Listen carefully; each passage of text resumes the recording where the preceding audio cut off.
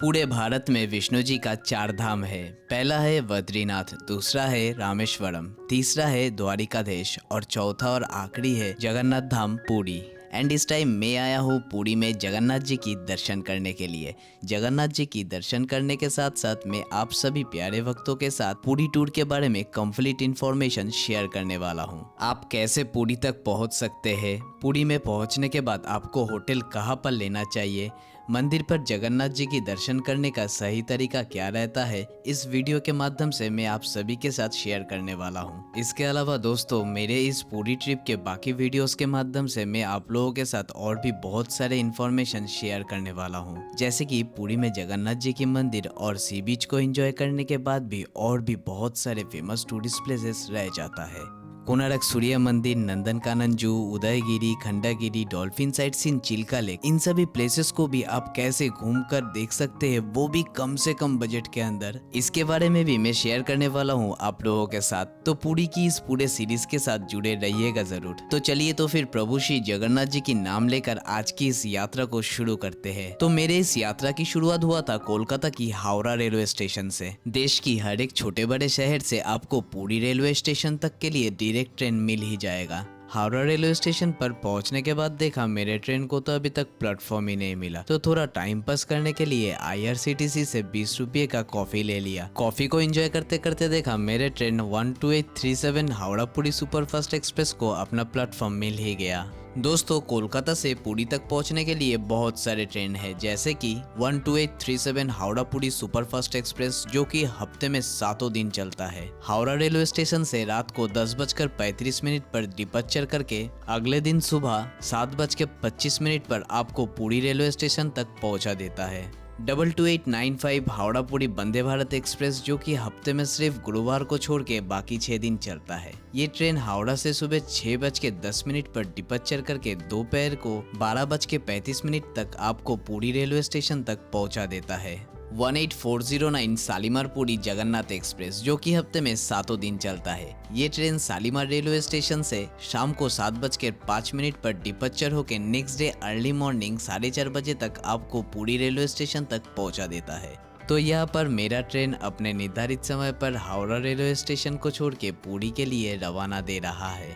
रात के वक्त होने की वजह से हर एक पैसेंजर ट्रेन में सो गया था, तो मैं भी अपना डिनर कंप्लीट करके सो गया। अगले दिन सुबह शोर शराबे की वजह से नींद टूटने पर ट्रेन की गेट पर आकर देखा हमारा ट्रेन भुवनेश्वर रेलवे स्टेशन छोड़ के पुरी की तरफ चल दिया है। इस टाइम मेरे दिल में एक अजीब सा हलचल होने लगा है, शायद मानो मेरा दिल मुझसे ये कह रहा है, पास्ट और फ्यूचर की टेंशन छोड़, जो पल तेरी जिंदगी में रहा ही नहीं और जो पल तेरी जिंदगी में अभी तक आया ही नहीं, उस पल की टेंशन क्या लेना, बस इस पल को तू एंजॉय कर। वो कहते हैं ना, मंजिल तो एक ना एक दिन सबको मिल ही जाता है, मजा तो सफर का आता है। तो मैं भी अगले कुछ मिनटों तक यहाँ पर खड़े होकर इस खूबसूरत नज़ारे के साथ साथ इस ठंडी हवा का मजा लेने लगा। न जाने कब देखते ही देखते हमारा ट्रेन पुरी रेलवे स्टेशन तक पहुँच भी गया। पुरी रेलवे स्टेशन की बाहर आते ही मेरे मन में सबसे पहले एक ही सवाल आ रहा था कि मुझे होटल कहाँ पर लेना चाहिए, जगन्नाथ जी की मंदिर के सामने या फिर पुरी सी बीच के सामने। कुछ लोगों के साथ बातचीत करने पर मुझे ये पता चला कि सी बीच के सामने होटल लेना सबसे ज्यादा अच्छा रहता है, क्योंकि सी बीच के सामने से जगन्नाथ जी की मंदिर का डिस्टेंस लगभग 1 किलोमीटर का है और बाकी साइट सीन प्लेसेस भी सी बीच के नजदीक ही पड़ता है। तो इसलिए मैंने भी डिसाइड कर लिया मुझे सी बीच के सामने ही रूम लेना है। पुरी रेलवे स्टेशन की बाहर से सी बीच तक पहुंचने के लिए मुझे बहुत सारे ऑप्शन मिला था। अगर मैं 5 सीटर कार रेंट पे लेता हूँ तो लगभग 250 रुपये का किराया देना पड़ेगा सी बीच तक पहुंचने के लिए। वही अगर मैं प्रीपेड ऑटो लेता हूँ तो मेरा किराया 120 रुपये का पड़ेगा, जो कि एक सोलो ट्रेवलर के लिए थोड़ा महंगा हो जाता है।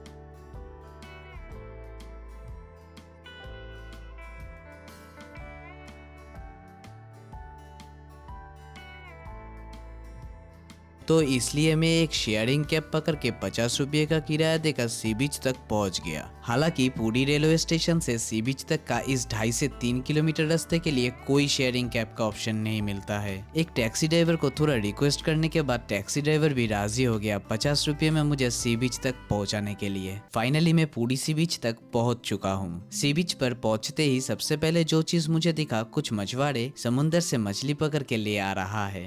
ये सब मछली ज्यादातर यही पर अभी के अभी बिक जाएगा और जो कुछ बचा खुचा रह जाएगा वो सब मार्केट में पहुंचा दिया जाएगा। अभी मुझे सबसे पहले एक रूम लेना है। मुझे सी बीच के सामने बहुत सारे खूबसूरत होटल देखने को मिला है जिसका प्राइस मेरे बजट से थोड़ा ज्यादा ही है। कहीं पर 2000 तो कहीं पर 2500 तो कहीं पर 3000। थोड़ा ढूंढने के बाद मुझे अपने बजट के अकॉर्डिंग एक होटल मिल गया है जिसका प्राइस 800 रुपया पर नाइट है। होटल ढूंढते ढूंढते मुझे एक चीज तो समझ आ ही गया है, अगर आप सी बीच के सामने यानी कि मरीन ड्राइव रोड के ऊपर होटल लेते हो तो आपको महंगा पड़ेगा। वही अगर आप मरीन ड्राइव रोड से थोड़ा अंदर की तरफ कहीं पर होटल लेते हो तो आपको 700 से 1000 रुपये के अंदर बहुत सारे होटल मिल जाता है। तो थोड़ा रूम पर रेस्ट लेके नहाकर फ्रेश होके मैं निकल गया सबसे पहले जगन्नाथ जी की दर्शन करने के लिए। पूरी सी बीच से जगन्नाथ जी की मंदिर का डिस्टेंस लगभग 1 से 1.5 किलोमीटर का है, जो कि पैदल जाने में 10 से 15 मिनट का वक्त लगता है और ई रिक्शे के माध्यम से जाने पर 5 मिनट का वक्त लगता है, जिसका किराया 30 से 50 रुपया का रहता है।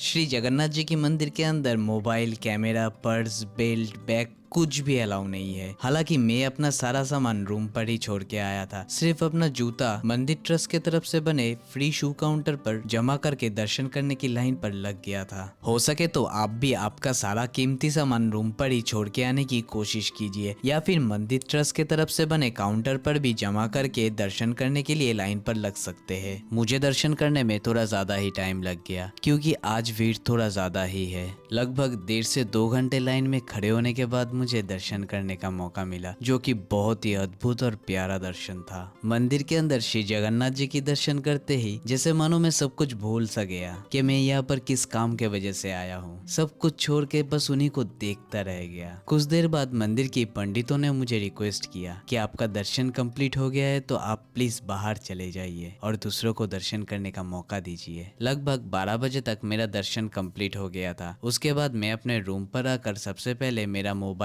कैमरा और पर्स लेके फिर से निकल गया कुछ खाना पीना करने के लिए। खाना पीना करने के बाद मैं निकल गया पुरी की लोकल साइट सीन प्लेसेस को कवर करने के लिए। सबसे पहले मैं चला गया Orissa tourism development corporation OTDC के ऑफिस में, क्योंकि कल मुझे इन्हीं के साथ पुरी की फेमस टूरिस्ट प्लेसेस को कवर करना है, जिसका टिकट मैं आज ही बुकिंग कर रहा हूँ। इसके बारे में डिटेल आपको इसी वीडियो की लास्ट तक मिल जाएगा। इसके बाद मैं चला गया पुरी की लोकल साइट सीन प्लेसेस को कवर करने के लिए। तो सबसे पहले मैं गया था गुप्त वृंदावन। गुप्त वृंदावन तक पहुंचने के लिए ऑटो वाले ने मुझसे 100 रुपये का किराया लिया था और गुप्त वृंदावन पे एंट्री टिकट 10 रुपये का है। ऐसा माना जाता है महाप्रभु श्री चैतन्य जी ने पुरी में आकर यही पर तप किया था। पूरे मथुरा वृंदावन में श्री कृष्ण जी की जो लीला जगह जगह घूमकर देखने को मिलता है, उसी का स्वरूप यहाँ पर मुझे एक ही जगह पर देखने को मिल गया है। बहुत ही खूबसूरत जगह है ये गुप्त वृंदावन। अगर आप भी कभी पुरी घूमने आने का प्लान बना रहे हो तो यहाँ पर जरूर आइएगा। हालांकि यहाँ पर घूमने के लिए ज्यादा से ज्यादा आपको 1 ही घंटे का वक्त लगता है, लेकिन मुझे यहाँ पर इतना सुकून मिल गया था कि मैं 3 बजे तक लगभग 1.5 से 2 घंटे तक यहाँ पर वक्त बिताने के बाद मैं चला गया था पुरी लाइट हाउस देखने के लिए, जो कि पुरी मरीन ड्राइव रोड के ऊपर है। ये लाइट हाउस शाम के वक्त 4 बजे से 5 बजे तक के लिए खुला रहता है। लाइट हाउस पर एंट्री करने के लिए मुझे 10 रुपये का एंट्री टिकट और 25 रुपये मेरे कैमरा के लिए देना पड़ा था। टोटल 35 रुपया खर्चा करके लाइट हाउस के ऊपर जाने के बाद मुझे ऐसा लगा था कि मेरा पैसा वसूल हो चुका है। यहाँ से पुरी सी बीच का नजारा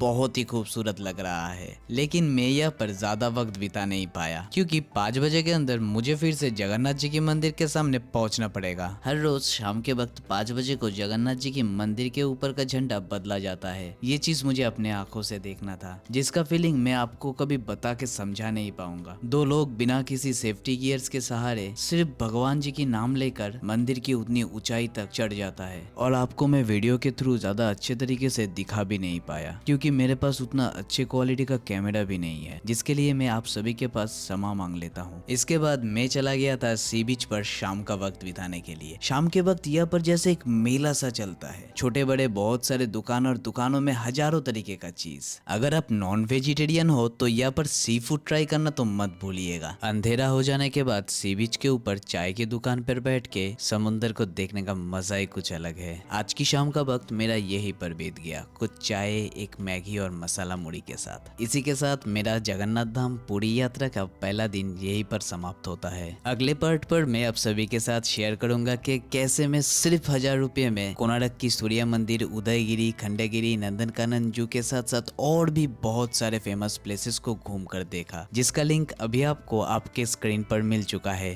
तो अगर आप भी कोणार्क की सूर्य मंदिर, उदयगिरी, खंडगिरी, नंदनकानन जू के साथ साथ और भी बहुत सारे फेमस प्लेसेस को सिर्फ और सिर्फ 1000 रुपये में एसी बस पे बैठ के घूमकर देखना चाहते हैं तो इस वीडियो को देखिएगा जरूर। एंड प्लीज कमेंट करके बताइएगा जरूर मेरे पूरी सीरीज की ये पहला वीडियो आप सभी को कैसा लगा। जय श्री जगन्नाथ, मिलते हैं दूसरे वीडियो पर।